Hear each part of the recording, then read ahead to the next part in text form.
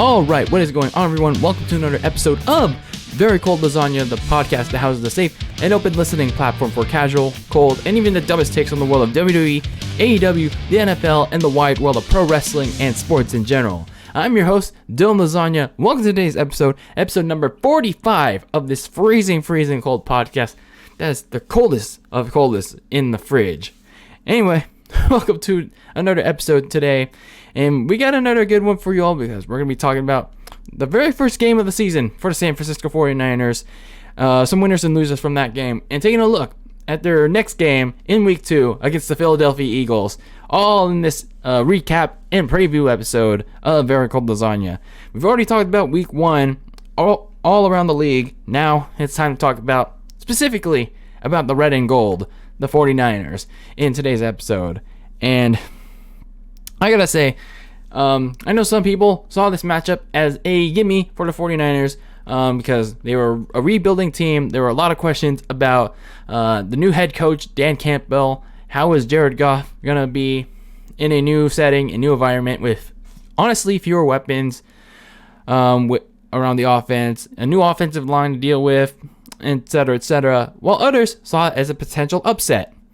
So there was a lot of questions surrounding this Lions team, and well, for 49er fans, they were at least expecting the former, the first option, a gimme matchup, we can run away with this game. And before we get into my further opinions, my further idiotic takes on this, I gotta say that game, the way we won, like, sure, we won that game, but man, it did not feel like a victory at all. It did not. It felt like, oh, hooray. Yeah, here's our achievement award for this week. It really did. It really did. So that's what we're going to be talking about here on this episode of Very Cold Lasagna. But as always, we got to plug the social media.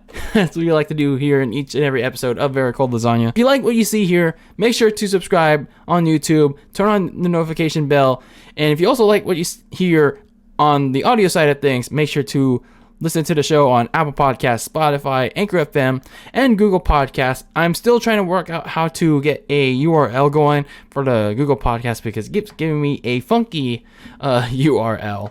But anyway, I digress. And follow the show on Twitter and Instagram at Very Cold Lasagna. So let's get into this game.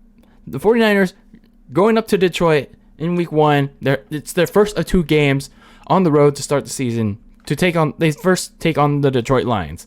Like I said before, some people, I know a lot of Niner fans, especially, saw this matchup as a gimme. Like I said before, the Lions are a rebuilding team. New head coach, new quarterback, a lot of questions around the offensive line and the receiving game, the running game, pretty much everywhere.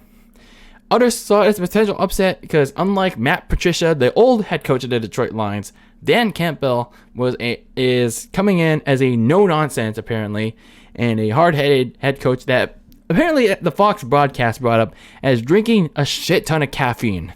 You got to get in that coffee. Oh. But anyway, so there were a lot of emotions running high for this game for both Niner fans and Lions fans. But you got a little bit of both all throughout this game. So in the first quarter, the Lions get the ball to start the game, and surprisingly, like, they were able to attack the Niners' strong defensive line. They got Nick Bosa back, and they also had Dee Ford back after missing most of last season. Javon Kinlaw did not play this game, so that was kind of like a blow to the defensive line. Eric Armstead was still there, but he was pretty quiet during that game. But this Lions' offensive line, especially the draft pick Penei Sewell, they did pretty well. They had a pretty strong effort against a Niners defensive line that is normally pretty good. The Lions offensive line would provide open running lanes for the Lions run game and that would quickly become the focal point of attack against the 49ers, and that would not be good. That would not be good news for the 49ers defense. What also became the focal point of attack that was good for the Lions and bad for us, the 49ers, was the secondary, and that's a big cause of concern going forward, because the Niners were giving big pass after big pass, even like small passes that ended up going for big yards after catch, the yaks. And even though they forced a turnover on downs on the Lions' first opening possession, we all thought this was going to go bad for 49ers because Jimmy Garoppolo botched a snap and gave it right back to the Lions. But fortunately, the linebacking core of the 49ers, they shut them down on offense, and the kicker, Austin Seibert, missed the field goal. So it remained scoreless for much of the first quarter. And the fumble by Jimmy Garoppolo just proved to be like a one-off. He bounced back. He marched the team down to the red zone, and we got our first look at how Kyle Shanahan was going to use that like Drew Brees, Taysom Hill kind of style of quarterback play, the old QB switcheroo play style, by switching out Jimmy Garoppolo and inserting Trey Lance when they're in the red zone, first and goal. In his first pass, like official pass in the regular season, he connects with Trent Sherfield, the wide receiver, for a nice touchdown pass. So it's officially marked as Trey Lance's first touchdown pass in the NFL, in the regular season at least. So the Lions would continue to attack the Niners defense, and they would answer right back with a touchdown by the tight end TJ Hawkinson. So we get into the second quarter. It's 7-all. The rookie running back Elijah Mitchell would have pretty much a breakout game. He would go for 100 yards for the day, but he began his breakout campaign here in this game with a 38-yard touchdown to take the lead 14-7. And the reason why they relied on this rookie by the name of Elijah Mitchell so much was because our usual running back, Raheem Mostert, went down with an injury. We didn't know like what it was or why he was not in the game until they talked about it in the second quarter and onwards, and we were just like, "Fuck!" We just went through injury mania last season. We do not want it running wild here again. It's only the first game of the season, and we're really having injury mania run wild here. So not too much happens during the later moments of the game, but the 49ers defense starts to, tighten up a little bit on the Lions offense, and that would prove to be the case when the lead started to rapidly increase towards the end of the first half. So JaMychal Hasty gets a touchdown in a near 4-minute drive, and then right afterwards, Jared Goff gets pick-sixed under pressure, and he would literally just throw it in triple coverage. I'm like, dude, have you not learned anything from that 2019 game against the 49ers? So Dre Greenlaw picks off Jared Goff for a pick-six, and all of a sudden, after a field goal by Robbie Gould, it's 31-10, 49ers at the half. So you thought it was going to be all good for the 49ers for the rest of the game. But then all of a sudden, it somewhat was, but then we'll talk about how all of a sudden it wasn't. So we get to the third quarter, not too much happens because like right when it starts, both teams come up empty, and then much later, like after their first two possessions, Jimmy G lobbed it to Deebo Samuel. Like he just literally yeeted the ball as he got hit, and Deebo Samuel, the wide receiver, caught it like in tight coverage and got broke away from the pressure for a big touchdown. That was like a really impressive touchdown, and the lead extends to 38-10. So that's midway through the third quarter. But then towards the end, Jared Goff, the Lions running game, would answer with a touchdown. They cut it to 38-17. So okay, like we thought, it was like, okay, they can have a garbage time touchdown here and there. So then we reach the fourth quarter. The 49ers extend their lead 41-7 after a Robbie Gould field goal. But then all of a sudden, when they have this big lead, things started to crumble. Like, all of a sudden, when things are going right for the 49ers, they just come crashing down, and it hurts inside. We have injury mania again and again and again.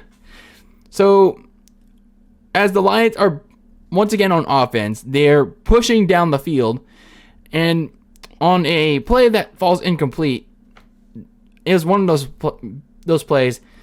The cornerback Jason Verrett, who just signed a one year prove it deal, he goes down with a very, very bad knee injury, and he knew that it was very bad. He was on the field clutching his calf, his knee. He was crying, and everyone was kneeling. And they all knew it was bad, and fuck. It was pretty much confirmed to be a torn ACL. And for fuck's sake, what would we do? What did the Niners do to piss on the football gods? What did they do? What did they do to piss them off? Let me ask Shanahan this: in a game where the Lions were already down big, sure they already had their starters still in there. There's no reason for Verrett or any of the starters for that matter, to still be in that game. They should have started slowly pulling out those starters out of the fourth quarter. Take out Jimmy Garoppolo. Give Trey Lance some playing time. Sure, 38-7. Okay. Why not during their next offensive possession? Why didn't they score a touchdown? Why was Kyle Shanahan being so conservative with the running game and all that still? If they had scored a touchdown instead of a field goal, that would have at least encouraged Dan Campbell to, slowly pull out some starters too. Instead, once Jason Verrett went down, it became, like last season with the Dallas Cowboys and the Atlanta Falcons from week 2. It was just 2020 Cowboys-Falcons deja vu all over again. So, right after Jason Verrett went down, the Lions would score 2 straight touchdowns, and in that first touchdown, they would get a 2-point conversion. And this was just a case of the Niners giving them too many freaking chances to stay in the game. Because after that first touchdown, and when the Lions started that rally, George Kittle, he let the ball bounce off his helmet. He literally tripped. I mean, it happens, but still, I still kind of have a right to criticize it. He trips, kind of like it's a botchamania, and the ball bounces on his head. And the Niners receivers on the other side, Kittle, can't catch it, so it goes back to the Lions. And then they score another touchdown. So all of a sudden, it's 41-33. Although they fail on a 2-point conversion, the Niners give it right back to them after Deebo Samuel fumbled the ball on the Niners' ensuing possession. And, man, the 49ers were just lucky to force pressure onto Goff, to force a turnover on downs, and they hauled off the pesky Lions 41-33. Man, that did not need to go the way it did. It really didn't. It's like they had the game in hand. Sure, the Jason Verrett injury sucks. It really does suck, and I really feel bad for him. So does the Raheem Mostert injury. But my God, there is just more concern, more than celebration for the first victory of the season for this Niners team. There's just nothing to celebrate about. It's just so disappointing. I don't feel happy that they won because of just how it went down. It's are we like the Falcon? Are we gonna be like the Atlanta Falcons of the West or the LA Clippers of the Bay Area? I'm sorry, the Chargers of the Bay Area. I really hope that's not the case this season, because we have a really talented team, but it's like our secondary is like what I confirmed in the season preview. It's going to be a weakness. It is going to be a weakness. So let's take a look now at some winners and losers of this very, very crazy game that turned out to be a disappointing win for the 49ers. But there are some positives. There are some positives from this game. And that positive was the linebacking core. I mean, as always, Fred Warner had a pretty good game. But then there were some other key linebackers that played well in this game too. Specifically, I can't remember his name. Zaiz Al-Zaizir. I don't know, it's a weird name to pronounce, but I'll get it right someday. The backup linebacker, he's like number 52 or 53. I don't remember. But anyway, he had a pretty good game. He pretty much shut them down right away as soon as they caught each receiver. Each receiver would catch the ball. He shut them down right away. He had good situational awareness during that game, especially on the last play of the game. Sam Ibaka played a big role too in that last defensive drive, forcing Goff to throw away the ball to pretty much no one, and that sealed the game for the 49ers. Deebo Samuel, even though he fumbled the ball that could have cost the Niners the game, he played like he really wanted to be like a star receiver in the league. He evaded the defenders. He did his routes pretty well. He pretty much like established himself as the top receiver in this on this team, and he assured that, hey Jimmy, throw the ball to me. Throw it to not like you can be my other guy to Kittle. So something like that.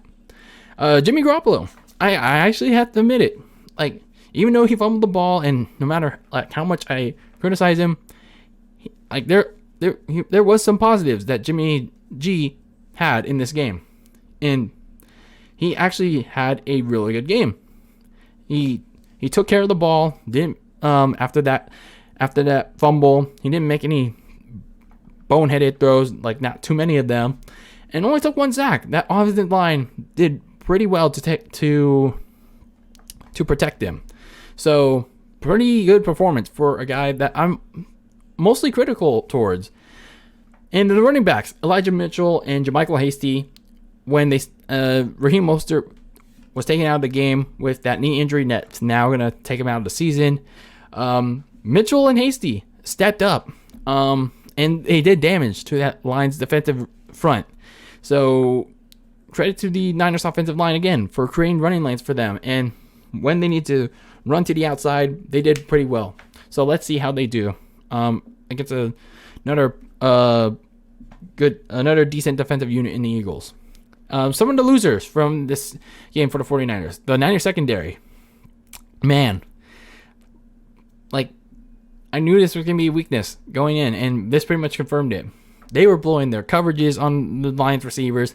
They were tackling like, they were playing flag football or in high school PE, or like it was also like they were tackling as if the players were a My Pillow, or if their arms and hands were like My Pillows.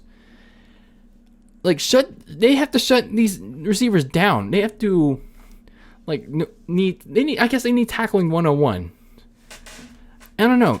This is going to be a real cause for concern. It's going to like put so much pressure on the offense to keep up with the opposition. If the Niners secondary can't tackle, if they can't make big plays, if they can't keep up with the opposing offense, it's going to be a real concern, especially now that Jason Verrett is out for the season. Head coach Kyle Shanahan. What kind of ding-dong dumb shit head coach still keeps their starters well midway into the fourth quarter when the game is already and supposedly out of reach? Putting them out there should have sent the Lions a clear message that we should pull them out too. And especially if the fact that had the Niners scored on their first possession of the fourth quarter, a touchdown, then that should have sent the message. Both teams should have pulled out their starters. But instead of doing that, instead of being aggressive, Shanahan kept being conservative And as a result, he had to keep all his starters in, and that encouraged Dan Campbell to make that lucky near comeback, and that only helped the Niners. And another thing, what is Shanahan trying to do with this constant switching between Jimmy G and Trey Lance? It's like it worked the first time when Trey Lance made that touchdown throw to Trent Sherfield, but then after that, Kyle Shanahan made him a runner. He made Trey Lance a runner, and it didn't pay off. And I guess I credit the Lions for shutting that down, but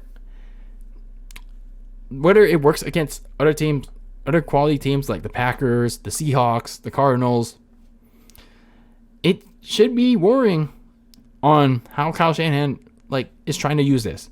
So he has to decide how does he want to use this combo between Jimmy G and Trey Lance. So Kyle Shanahan is a big loser for this week. So some takeaways from this game. Like I said, the injuries are already piling on for the 49ers. And I'm just wondering, what did we do? What did the Niners do to piss off the football gods? Seriously. We continually suffer through player injuries every single year. Obviously, the most notable one was last year with injury mania. Running wild, brother. What you gonna do? And it's only week 1. We've already have 2 major injuries. 2 players out for the season. That's not good. It's so bad. We have Jason Verrett out with the torn ACL and Raheem Mostert out with the knee cartilage. Yikes. So we also had a few injury scares too in the secondary. But fortunately they were able to come back. But still, the 49ers just can't seem to stop being so snake bitten with the injury bug. I don't know if it's just, the football gods hating us or the strength and conditioning team being absolute ass. I don't know what it is. I really don't know what it is. So, anyway, John Lynch and Kyle Shanahan, I think they need to bring more help for the secondary and do it fast. They already signed Drake Kirkpatrick. I think he used to play on the Bengals and the Dolphins, but correct me if I'm wrong on that. But nonetheless, they're going to need more than Kirkpatrick. They already signed Josh Norman, but he didn't play this week. Hopefully he plays against the Eagles because they need as much help as they can as possible. Kirkpatrick's probably not going to play until at least the Packers game. So this Shanahan and Lynch combo need to sign as many guys as possible for the secondary because it's going to need a lot of help. It's really going to need a lot of help. So now that we talked about the 49ers and the Lions, so we talked about the winners and losers. Let's take a look ahead to week 2. They're taking on the Philadelphia Eagles, who also won their first game of the season. And unlike the 49ers, they won it in convincing fashion. The Eagles went to Atlanta in week 1 and mercilessly destroyed the Falcons 32-6, taking down Matt Ryan and new head coach Arthur Smith. Second-year quarterback Jalen Hurts did well in his first week as the full-on starter. So no more Carson Wentz. It's the Jalen Hurts show in Philadelphia now. He threw for 3 touchdowns, no interceptions. So a mistake-free performance from Jalen Hurts. From the highlights I saw, Jalen Hurts also was good when the pressure came and the blitz was coming, and he pretty much ran out of the pocket for to either find an open receiver or run for plus yardage. Receiver Devontae Smith also had an efficient day, eluding past the defenders, and he also got his first NFL touchdown. The offensive line for the Eagles was solid for the most part, and they kept their starting QB upright, and they also allowed some room for the running backs. And the Eagles secondary, their overall defense, had just about the entire receiving core on ice when it mattered most, and they pretty much got through the Falcons' offensive line pretty much with ease. They pretty much were able to sack Matt Ryan a few times. I'm not sure, but the Falcons were pretty much making a lot of self-induced mistakes. because they were limited to just 6 points because they were making a lot of mistakes. So some keys to victory for this Niners team: they have to pressure Jalen Hurts. You got Nick Bosa on the right side of the defensive line, and you got D Ford. I think he's on the left exterior interior line. Hopefully Javon Kinlaw will be ready to play against this team. These two had really solid games back from their injuries. They may have not had a field day against the Lions, but they were able to play like big roles, both here and going forward. So they have to pressure Jalen Hurts, get as many sacks as possible, so they can limit their offense. The secondary has to do a better job in locking down their receivers, getting their assignments done, especially locking down Devontae Smith, Dallas Goedert, as well as Zach Ertz if he's still playing in this game. So those will be Jalen Hurts' go-to targets. So you have to shut them down and let the rest of the defense take care of the other unprovens from the Eagles. And then, most importantly, you got to close out this game. If you're up big or you're up by a score and you have the ball in your hands in the fourth quarter, let's say 2-minute warning, you got to finish this game. You got to close out this game and get that first down so you can take a knee. Or if you're up big and the Eagles don't have really much sign of life to get back in this game, get the starters out of there. Get the starters out of there so they don't have like a risk of injury, because we're like 1 week in and we already have 2 major injuries. Like, I don't understand Kyle Shanahan's infatuation of keeping starters well into the game when it's already over. Like, those kind of games, those big blowout games, keeping the starters in makes no sense. So, overall, this first game against the Lions, I know it's a little bit of an overreaction, but hell, I have a right to overreact. So, it is what it is. Hopefully week 2 will be better. Hopefully the Niners take care of their business against the Eagles. Again, the Eagles don't seem like they're going to be a pushover. And I guess I was wrong about that. I was really wrong about the Eagles being like, oh, they're just like, the appetizer going into the Packers game. But no, this looks like a Eagles team that could really take over the NFC East. That can compete with the Cowboys in Washington. So it's going to be an interesting game on Sunday. Certainly was an interesting game, like how it turned out against the Lions, and will most certainly be against the Eagles. But what do you guys think? What do you guys think how this Niners game is going to go Sunday in Philadelphia? What do you guys think about the Lions game from week 1? Let me know how you felt about it, however you can. But anyway, that's it for me on this Niners recap and preview edition of Very Cold Lasagna. What do you guys, how you guys are feeling after week 1?